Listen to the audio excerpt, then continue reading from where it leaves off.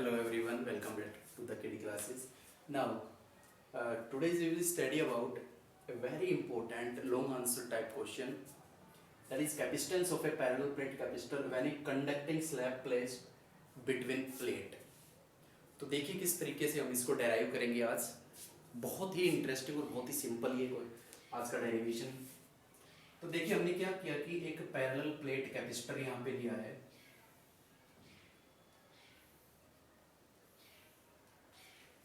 हम अभी तक क्या करते आए हैं, हम वर्टिकल प्लेट लेते आए हैं। अब की बार मैंने क्या किया, हॉरिजॉन्टल। आप कैसे भी इसको समझ सकते हो, ठीक है। वर्टिकल और हॉरिजॉन्टल कैसे भी ले सकते हो, जरूरी नहीं जो बुक में दे रखा उसी तरीके से करो। तो आपको मालूम है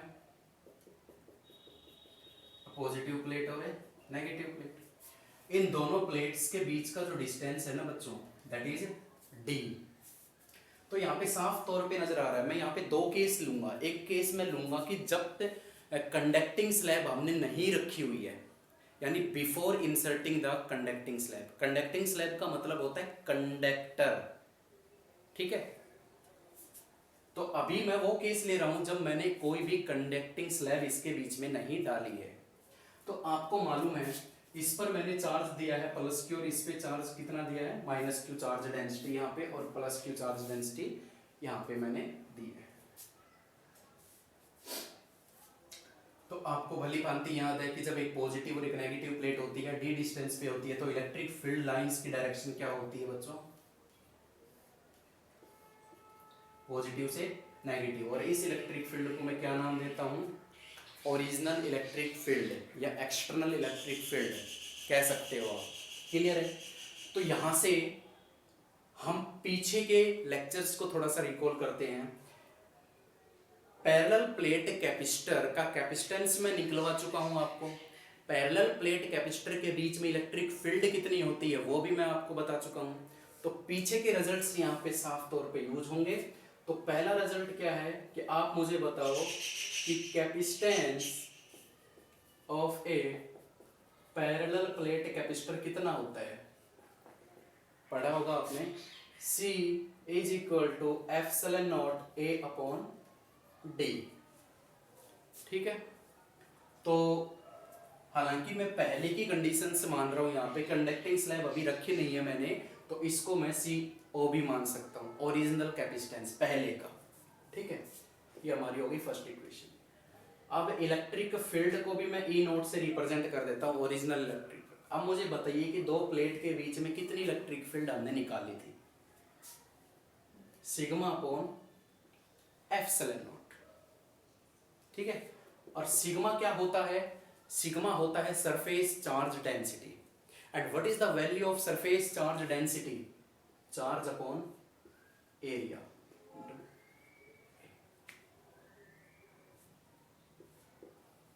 सेकेंड इक्वेशन। ये दोनों रिजल्ट आप भली भांति पीछे कर चुके हैं बढ़िया तरीके से। अगर फिर भी कोई कंफ्यूजन है तो प्लीज प्रीवियस लेक्चर्स को रिकॉल कीजिए, उनको देखिए, आपकी सारी प्रॉब्लम्स यहाँ से दूर हो जाएगी। तो अभी हमने देखा कि हमने क्या है कि कंडक्टिंग स्लैब नहीं रखी है, तो उसका कैपेसिटेंस कितना है और उसकी इलेक्ट्रिक फील्ड कितनी है। अब हम क्या करते हैं कि अब मैं यहाँ पे कंडक्टिंग स्लैब यहाँ पे रखने जा रहा हूं। तो देखिए किस तरीके से ये होता है कि इसके अंदर मैंने अब कंडक्टिंग स्लैब रख दी, बना देता हूं।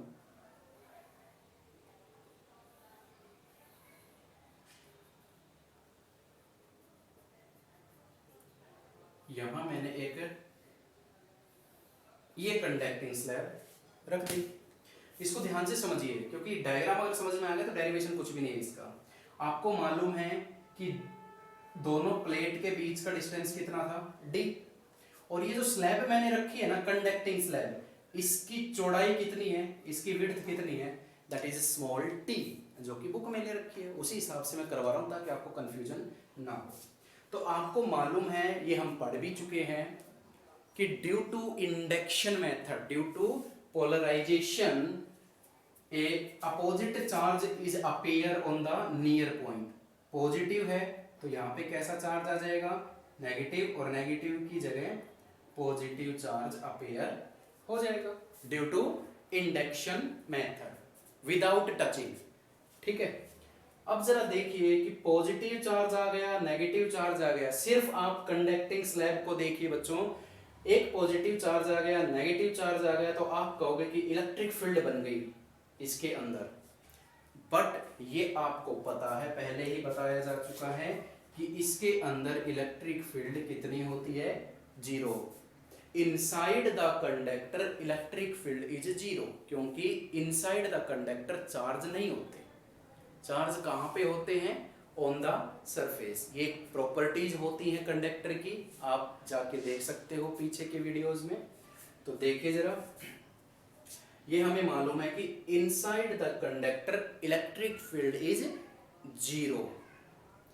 मतलब क्या है, मतलब ये है कि जो electric field E not positive से नेगेटिव की तरफ जा रही थी, अब वो इसमें से तो नहीं जाएगी, किस में से जाएगी, फ्री स्पेस में से। ये स्पेस बचा ऐसे, और यहां से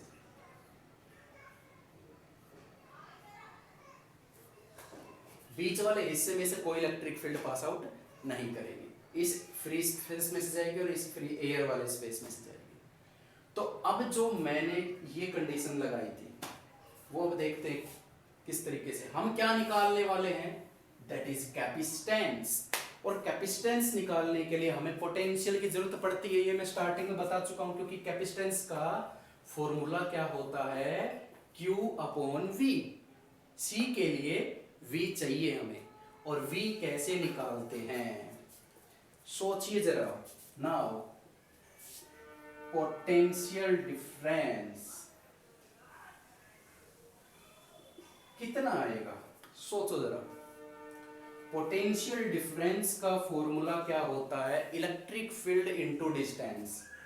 पोटेंशियल डिफरेंस का ये फॉर्मूला मैं पहले भी बहुत बार करवा चुका हूं कि जब जब इलेक्ट्रिक फील्ड आएगी और जब जब पोटेंशियल पूछा जाए, तो पोटेंशियल के फॉर्मूले में इलेक्ट्रिक फील्ड का यूज जरूर करना है आपको, यानी दोनों के जो रिलेशन से जो फॉर्मूला बना है ना, वही फॉर्मूला आप यूज करोगे।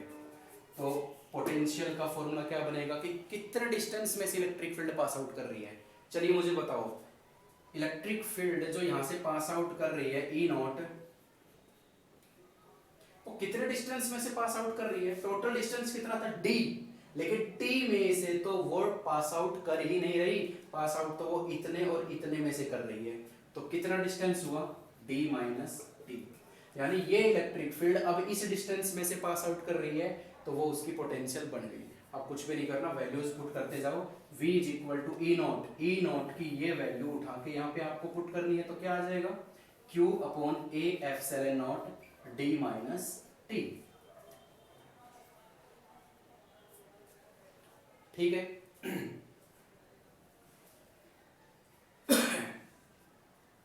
अब v आ चुका है हमारा, अब V आ चुका है, पोटेंशियल आ चुका है, तो आपको मालूम है कैपेसिटेंस निकालना बहुत इजी है। अब सीधा आपको क्या करना है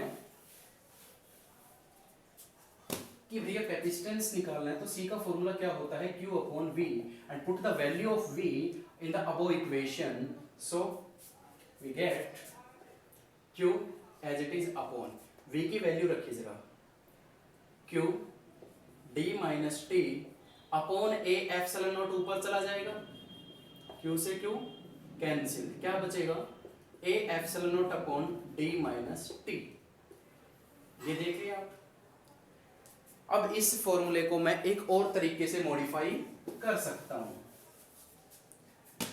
बिल्कुल ही सिंपल है। थोड़ा सा अगर नजर दौड़ाओ, थोड़ी सी अगर पीछे का वीडियोस अगर रिकॉल करो, तो मैं क्या करने वाला हूं, d से डिवाइड और d से मल्टीप्लाई। क्या हुआ, क्या किया मैंने कि इस इक्वेशन को मैंने क्या कर दिया, d से डिवाइड और d से मल्टीप्लाई। क्यों किया ऐसा, साफ तौर पे नजर आ रहा है, ये देखिए ये क्या बन गया, epsilon not a by d क्या होता है, कैपेसिटेंस का फॉर्मूला, ओरिजिनल कैपेसिटेंस का फॉर्मूला, और into d upon d minus t। Result आपके सामने है, यही रिजल्ट आएगा इसका। मतलब क्या हुआ कि अब जो कैपेसिटेंस बना है ना कंडक्टिंग स्लैब के डालने से, वो कैपेसिटेंस पुराने कैपेसिटेंस के कितना गुना हो जाएगा, कितने टाइम्स हो जाएगा, d upon d minus T factor. फिर से एक बार, कि नया वाला capacitance after inserting the conducting slab कितना हो जाएगा, पुराने वाले कैपेसिटेंस से कितने times greater, D upon D minus T, D minus D upon D minus T times ये ग्रेटर हो जाएगा। तो यहां से आपको पता चला कि कंडक्टिंग स्लैब के डालने से क्या होता है। देखो डायग्राम है और कुछ भी नहीं है, दो केस हमेशा बना के चलना। एक और डेरिवेशन इसका आने वाला है डाइलेक्ट्रिक स्लैब का, जो बहुत बार एग्जाम्स में पूछा जाता है, वो भी इसी तरीके से हम करेंगे कि उस दो पार्ट में तोड़ लिया करो। अगर लॉन्ग आंसर टाइप क्वेश्चन है तो उसको दो पार्ट में तोड़िए। ये पहली इनिशियल कंडीशन मैंने ली बिफोर इंसर्टिंग कंडक्टिंग स्लैब, तो उसका कैपेसिटेंस पता था, उसकी पोटेंशियल पता थी, उसकी इलेक्ट्रिक फील्ड पता थी, हमें पहले निकाल चुके हैं। फिर जैसे ही मैंने कंडक्टिंग स्लैब डाली यहाँ पे, तो हमें मालूम है कि inside the conductor electric field is zero, तो उसके बीच में से तो टी डिस्टेंस में से तो इलेक्ट्रिक फील्ड पास आउट करेगी नहीं। बचा कौन सा distance, that is D minus T, इस और इस डिस्टेंस में से पास आउट करेगी। तो पोटेंशियल निकालने का फॉर्मूला क्या होता है, इलेक्ट्रिक फील्ड इनटू डिस्टेंस। तो इलेक्ट्रिक फील्ड कौन सी जा रही थी, ई नॉट, और डिस्टेंस क्या बन गया, डी माइनस टी। बस उसके बाद तो वैल्यूज पुट करता गया और इसका रिजल्ट हमारे सामने आ गया। आई होप ये क्लियर हो गया होगा, बहुत ही इजी ये डेरिवेशन है। ठीक है बच्चों, तो नेक्स्ट वीडियो में मैं डाइलेक्ट्रिक स्लैब का आपको करवाऊंगा। अभी इस लेक्चर के लिए इतना ही, आप इसकी प्रैक्टिस कीजिए, बहुत ही इजी डेरिवेशन है आपका, न्यूमेरिकल्स भी बनते हैं इसके ऊपर। सो आज के लिए इतना ही, थैंक यू सो मच।